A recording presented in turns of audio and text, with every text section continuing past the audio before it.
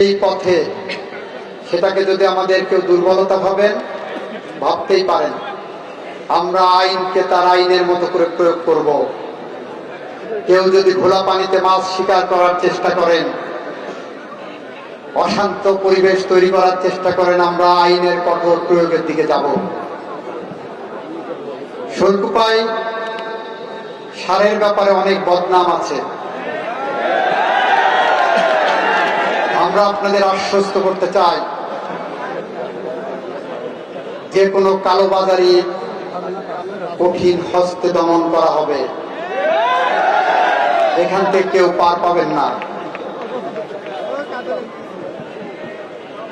আরেকটি কথা, আপনার চারপাশে যদি মাদক সেবী, মাদক কারবারি, মাদকের সাথে সম্পৃক্ততা আছে এরকম কারো খোঁজ সন্ধান পান, অনতিবিলম্বে প্রশাসনকে জানাবেন, আমার বিএনপি নেতৃবৃন্দকে জানাবেন। তাতেও যদি সাহস ভরসা না পান, আমার মোবাইলে একটা SMS করে জানাবেন। আগামী 6 মাসের মধ্যে শৈলকুপার মাদকের 20 দাঁত আমরা ভেঙে ফেলতে চাই।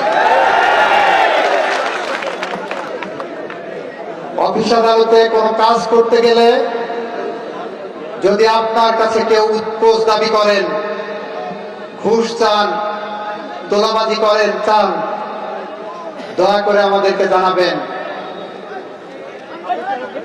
আমরা সেগুলো সমূল উৎপাটন করব। যদি কোনো কর্মকর্তা সরকারি টাকা